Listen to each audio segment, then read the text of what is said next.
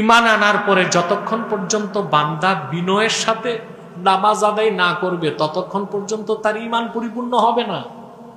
হবে? এজন্য আল্লাহ বলেছেন, কদ আফলাহাল মুমিনুনা আল্লাযীনা হুম ফি সালাতিহিম খাশিউন। নিশ্চিত সফলতা লাভ করেছে মুমিনগণ যারা বিনয়ের সাথে নামাজ আদায় করে, যারা তাদের সালাতে বিনয়ী। নামাজের বিনয় প্রকাশ পায় দুইটা কাজে, একটা খুজু আর একটা খুশু। একটা কি?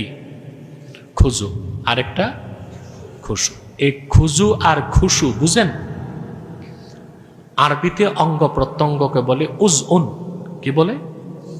বহুবচন আযা। এই আযা থেকে খুজু, অর্থাৎ আপনি যখন নামাজে দাঁড়াবেন আপনার মাথা, চোখ, নাক, কান, হাত, পা সব কিবলামুখী হয়ে যাবে। আর দুনিয়ার সমস্ত কাজ থেকে আপনি আপনার দেহ ও অঙ্গ প্রত্যঙ্গকে বিরত রাখবেন। এটার নাম খুজু। এটার নাম কি? আর খুশু হচ্ছে তাকবীর তাহরিমা বাঁধার সাথে সাথে দিলটা আল্লাহমুখী হয়ে যাবে, শুধু আল্লাহর ধ্যান আর খেয়াল থাকবে। এক কথায় আপনি নামাজে যখন দাঁড়াবেন আপনার দেহের কেবলা হবে কাবা, দিলের কেবলা হবেন আল্লাহ। একটা খুজু আরেকটা কি? খুশু। খুশু এবং খুজুর সাথে বান্দা যখন নামাজ আদায় করে তখন সে আল্লাহ তাআলার সবচেয়ে কাছে চলে যায়।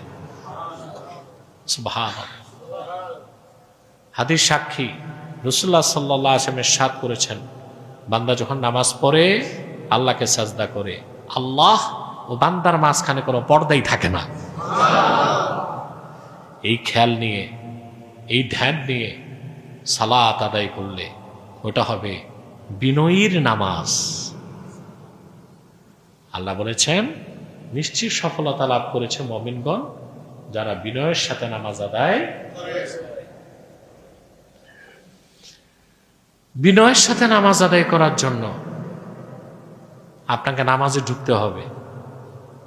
আর নামাজে তো ঢুকতে পারেন না আপনারা, কারণ জান্নাতের চাবি নামাজ, নামাজের চাবি ওযু। তা আপনার তো ওযুই ঠিক হয় না, সেজন্য আপনি নামাজই ঢুকতে পারেন না। আপনি থাকেন নামাজের বাইরে, মানুষ দেখে নামাজ পড়তেছেন কিন্তু ওযু ঠিক নাই, নামাজে ঢুকতে পারলেন না। ওযু ঠিক, নামাজ ঠিক। নামাজ ঠিক, জান্নাত নিশ্চিত। সুবহানাল্লাহ। আপনি সব আমল করলেন, দান, খয়রাত, সদকা, সত্যবাদিতা, আমানতদারি, সততা সব ঠিক রাখলেন, নামাজটা নাই। এর মানে আপনি সব সাবজেক্টে পাশ করছেন, শুধু গণিতে ফেল। গণিতে সুনান তিরমিজির হাদিস, রাসূলুল্লাহ সাল্লাল্লাহু আলাইহি ওয়াসাল্লাম ইরশাদ করেছেন, আউয়ালু মা ইউহাসাবু বিহিল আবদু ইয়াউমাল কিয়ামাতিস সালাহ। সর্বপ্রথম কিয়ামতে বান্দার যে আমলের হিসাব হবে তা হচ্ছে সালাত, নামাজ। নামাজের হিসাবে যে পার পেয়ে যাবে সব হিসাব তার জন্য সহজ হয়ে যাবে। আর নামাজের হিসাবে যে আটকা পড়ে যাবে, সব আমল ঠিক থাকলেও জান্নাতে যেতে তাকে বাধা প্রাপ্ত হতে হবে। আমরা বিনয়ের সাথে নামাজ পড়বো তো ইনশাল্লাহ। এই বাক্যটা মনে রাখবেন। নামাজে দাঁড়াবেন, দেহের কেবলা হবে কাবা, দিলের কেবলা হবেন আল্লাহ। দুনিয়াবী সমস্ত খেয়ালাত থেকে মন মস্তিষ্ককে পবিত্র রেখে আপনাকে নামাজ শুরু করতে হবে। গোটা সৃষ্টি থেকে সম্পর্ক ছিন্ন করে ফেলতে হবে রুহানি ভাবে। এই তাকবীর তাহরিমা বাঁধেন না আপনারা? এটাকে তাকবীর তাহরিমা কেন বলা হয়? এই তাকবীর বাঁধার সাথে সাথে দুনিয়ার সমস্ত কাজ আপনার জন্য হারাম করে ফেলেন আপনি, ঠিক কিনা? কিছু করা যায় অপ্রয়োজনে? শরীর চুলকাবেন, তারও মাত্রা আছে। অনেকে তো বিরতিহীনভাবে চুলকাতে থাকে। কেউ নামাজে বাঁকা দাড়ি সোজা করে, কিছু বেকুব নাকের খুঁট বের করে দেখে। আর এখন তো বড় ফেতনা, মোবাইল মোবাইল বেজে উঠে নিজের নামাজটা মনোযোগ নষ্ট করে, আশেপাশের মানুষের নামাজের মনোযোগও নষ্ট করে। মসজিদে ঢুকার সময় তো উচিত মোবাইলকে একেবারে বন্ধ করে নাও, ঠিক কিনা? আর আপনাদের মোবাইল টোনগুলো তো ভালো না, রিংটন সারেগামা দিয়ে ভরা। মসজিদের পবিত্র একটা যে আমেজ, মানুষের মধ্যে যে একটা পবিত্র মানসিকতা, এটাই আঘাত করে, ঠিক কিনা? অবশ্য অনেক গরম মুসল্লি আছে, ধরে মায়ের শুরু করে, এটা করা যাবে না, তাকে বুঝাতে হবে। কি করতে হবে? নাসিহা করতে হবে, বুঝাতে হবে। তাহলে আমরা বিনয়ের সাথে নামাজ পড়বো তো? বিনয়ের নামাজ ইমানদারের নামাজ। কার নামাজ? আপনাদের মধ্যে অনেকে নামাজে ঢুকে ব্যবসা, চাকরি, দোকানের হিসাব নিকাশও করেন। আমি একটা গল্প শুনছি, এটা নোয়াখালী এলাকার গল্প। এশার নামাজের পর দুই দল মুসল্লি দ্বন্দ্বে লিপ্ত হয়ে গেছে। একদল বলতেছে, নোয়াখালীর মানুষ তো, যে ইমাম সাহেব 3 রাকাত নামাজ হচ্ছে। আরেক দল কয় না, 4 রাকাতই হচ্ছে, দইচ্ছে করছে, গোলমাল চলতেছে। ইমাম চুপচাপ দোয়া ইউনুস পড়তেছে বসে, তার তো চাকরি নিয়ে টানাটানি। কেউ সিদ্ধান্ত নিতে পারছে না ঘটনা কি, 3 রাকাত হয়েছে না 4 রাকাত হয়েছে। বাজারের মুদি দোকানদার দাঁড়ায় বলে 3 রাকাত হয়েছে। বলে কিভাবে? বলে আরে মসজিদের সামনেই তো আমি দোকানদারি করি, আপনারা দেখেন না? এশার আজান দিলেই তো দোকান বন্ধ করি, উজু করে নামাজে ঢুকি, ইমাম সাহেব নামাজ পড়ায়, আমি নামাজে ঢুকি, হিসাবটা করে ফেলি। প্রতিদিন হিসাব মিলে, আজকে মিলে নাই। তাতে আমি বুঝলাম 1 রাকাত কম হয়েছে। আচ্ছা বলেন ভাই, এইরকম মুসল্লি যদি 40 বছর নামাজ পড়ে, তার নামাজ আদায় হয়ে যাবে, কবুল কি হবে? কবুল হবে না। মুমিন মুসলমান বিনয়ের সাথে যত নামাজ আদায় করবে, আল্লাহ সুবহানাহু ওয়া তাআলার দিকে সে তত অগ্রগামী হবে। তার পরিবর্তন আসবেই আসবে। সুবহানাল্লাহ, তার পরিবর্তন।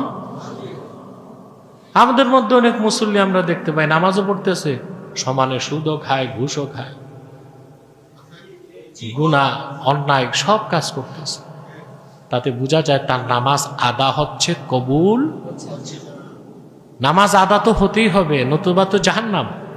নামাজ যদি কবুল হয় তাহলে শুধু জান্নাত না, জান্নাতুল ফেরদাউস। তাহলে আমরা পূর্ণ সফলতার জন্য ঈমানকে মজবুত করব, নামাজকে আদায় করব বিনয়ের সাথে। কিসের সাথে?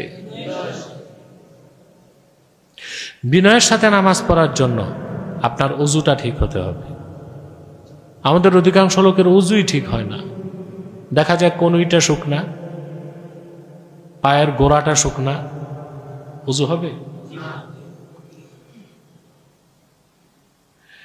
সাহাবায়ে কেরাম কোনো যুদ্ধ থেকে ফিরে এসেছেন, আসর নামাজ কাজা হয়ে যাবে, খুব দ্রুত ওযু করতে লাগছেন।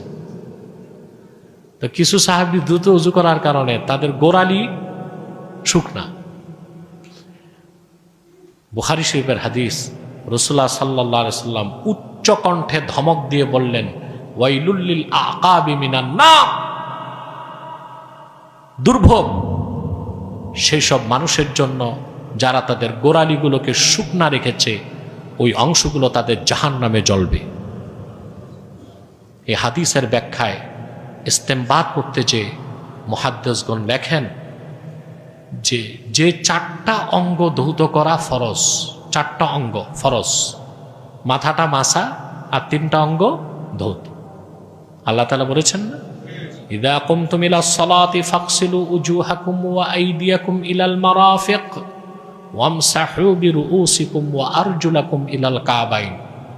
তোমরা যখন নামাজে দাঁড়াতে চাও তোমাদের মুখমণ্ডলগুলো ধৌত করো, হাতগুলো কনুই পর্যন্ত ধৌত করো, মাথা মাসা করো, পাকে টাকনু পর্যন্ত ধৌত করো। ঠিক কিনা? ধৌত করতে হবে যে অংশগুলোতে এক চুল পরিমাণ শুকনা থাকলে ওযু হবে না। আপনাদেরকে দেখা যায় অনেকে ওযু করার সময় গল্প করেন। ওযু করার সময় কি গল্প করার বিষয়? দোয়া পড়বেন, দোয়া। হুজুর দোয়া তো মুখস্থ নাই। মুখস্থ না থাকলে অন্তত চুপ থাকবেন। কি থাকবেন? আপনি যখন মুখমণ্ডল ধৌত করবেন তখন আল্লাহর কাছে দোয়া পড়বেন। মুখ ধোয়ার সময় দোয়া আছে ওযুতে, আল্লাহুম্মা বায়্যিদ ওয়াজহি ইয়াউমা তাবায়্যাদা উজুহুন ওয়া তাসাওয়াদা উজুহ। আল্লাহ তুমি আমার চেহারাকে উজ্জ্বল করে দাও সেই দিন, যেই দিন ইমানদারদের চেহারাগুলো সমুজ্জ্বল হবে, কাফেরদের চেহারা ধুলায় দূষরিত হবে। হাত ধোয়ার সময় পড়বেন আল ইয়াউমা নাখতিমু আলা আফওয়াহিহিম ওয়া তুকাল্লিমুনা আইদিহিম ওয়া তাশহাদু আরজুলুহুম বিমা কানু ইয়াকসিবুন। হাত ধোয়ার সময়, পা ধোয়ার সময় পড়বেন। আপনার ওযু হবে 100%। সুবহানাল্লাহ।